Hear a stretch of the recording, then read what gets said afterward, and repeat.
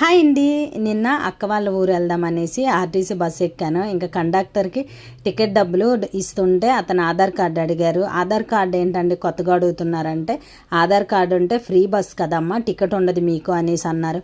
ఫోన్లో ఆధార్ ఉందండి, అది చూసేసి నాకు టికెట్ ఇచ్చేయండి అనేసి అన్నాను. ఆధార్ చూసేసి అతను అన్నారు, అమ్మ ఇది ఆంధ్రది కాదు, ఒరిస్సాది, ఓన్లీ ఆంధ్ర వాళ్ళకే ఫ్రీ బస్ అనమాట, ఒరిస్సా వాళ్ళకి కాదు అనేసి. నేను కొద్దిగా ఫీల్ అయ్యాను, అయ్యో మాకు ఉండుంటే బాగుండు అనేసి.